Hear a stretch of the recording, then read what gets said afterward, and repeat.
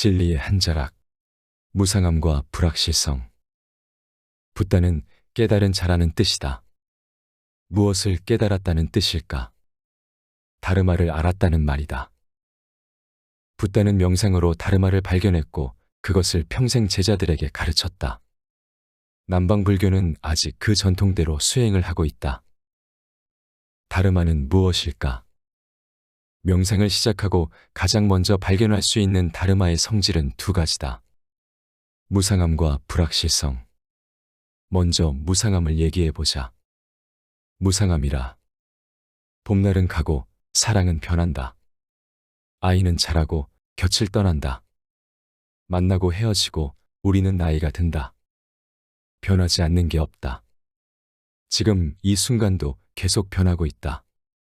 하지만 지금 당신 눈에 막 변하는 게 보이는가? 의자는 의자고 산은 산이고 나는 나다. 뭐가 변하지? 그냥 딱 고정된 것만 같다. 어제의 나와 오늘의 나는 다르지만 똑같다고 느낀다. 그렇다.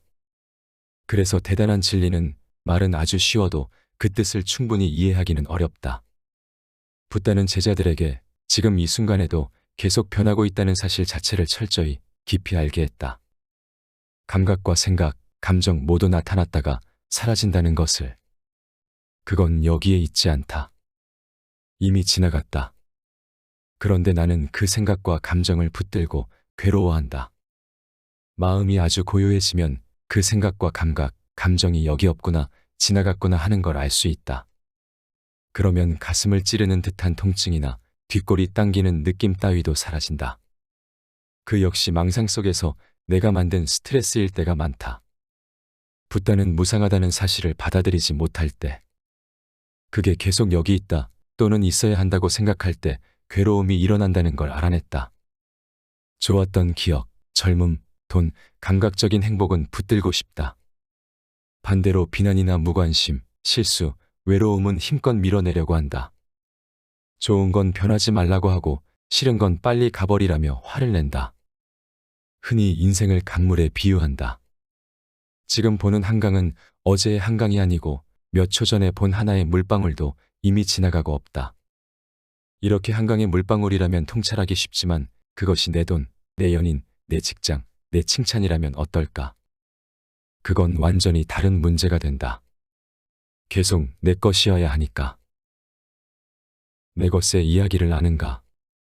아주 깊은 산에 필발이라는 약초 나무가 있었다. 이 나무 위에 새 한 마리가 살고 있었다. 그 새의 지저귀는 소리가 내 것, 내 것이어서 내 것새라는 이름이 되었다. 그런데 열매가 익는 계절이 되자 사람들이 몰려왔다. 필발나무의 열매를 약으로 썼기 때문이다. 사람들이 앞다투어 열매를 따가자 내 것새는 비명을 지르며 소리쳤다. 내 것이다. 내 것이다. 가져가지 마라. 내 것을 따가면 나는 싫다. 내 것새가 쉴 새 없이 지적이었지만 사람들은 그 소리의 뜻을 알아듣지 못한 채 부지런히 열매를 땄다. 내 것새는 열매가 없어질까봐 걱정이 되어 쉬지 않고 소리를 질렀고 결국 죽고 말았다. 내 것이 언제까지나 내 것이면 얼마나 좋을까. 아마 그러면 모든 게 만족스럽고 행복할 것이다. 미래를 불안해할 필요도 없이. 그러나 그것이 원래부터 내 것이었나? 나는 누구의 것인가? 지금은 지금이다. 지금을 받아들일 때 진짜 행복이 온다고 붓다는 이야기한다. 진짜 행복이란 우리가 행복하세요라거나 행복해라고 문자로 적는 그 행복은 아니다. 흔들리지 않는, 조건에 따라 변화하지 않는 훨씬 지속 가능한 행복이다. 여기서 중요한 건 붓다는 인생이 원래 괴로움이지만 그 괴로움을 소멸할 수 있으며 그 방법을 명상에서 찾았고 실제로 자신의 삶 자체를 행복함으로 구현해 보였다는 사실이다. 언뜻 무상함을 받아들인다는 건 행복이 아니라 불행처럼 여겨진다. 그런데 무상함을 받아들인다고 누가 내 미래를 가져가는가? 그건 나의 두려움일 뿐이다. 또 쉽게 무기력에 빠질까? 오히려 열린 눈으로 삶을 보게 될 것이다. 바로 다르마의 성격 중 두 번째인 불확실성을 받아들이게 되는 것이다. 이 이야기를 매우 일상적인 교훈으로 푼다면 이렇게 될 듯하다. 행복해지려면 소소하게는 그 사람에게 해주되 집착하지 말고 일을 열심히 하되 기대하지 않고 하라. 하고 싶은 노력은 하되 습관적인 걱정만은 빼고 하라. 이렇게 살아갈 때, 아니, 이렇게 살아가는 연습을 해나갈 때 어떤 상황에서든 만족하고 행복할 수 있다. 앞에서 소개한 내용은 디아 작가의 일일 일명상 일평론이라는 책에서 가져왔다. 철학자 에픽테토스도 다음과 같이 말한다. 상실했다, 잃어버렸다고 말하지 마라. 원래 있던 자리로 돌아간 것일 뿐이다. 그렇다. 원래부터 내 것은 없다. 세상에는 안정된 상태로 남는 것이 하나도 없다.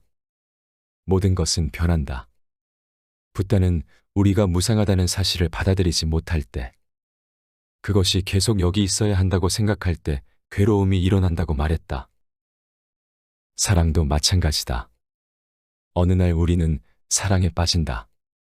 그 사람은 나에게 그냥 한 사람이 아니라 우주를 담고 있는 사람이 된다.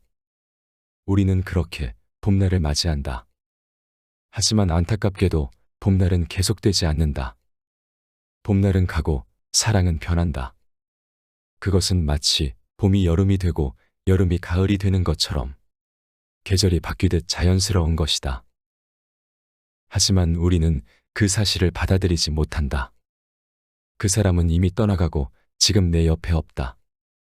그런데 나는 그 생각과 감정을 붙들고 그 사람이 여기 계속 있어야 한다고 생각한다. 이러한 생각이 나를 고통스럽게 한다. 이제는 받아들이고 그 사람을 놔줘야 한다. 더 이상 당신의 마음을 괴롭히지 말자. 인터넷에서 한 누리꾼이 스님에게 던졌던 질문이 인상 깊다. 스님, 맨손으로 선인장을 쥐고 있다면 선인장이 절 아프게 하는 건가요? 그걸 놓지 않으려 하는 제 마음이 절 아프게 하는 걸까요?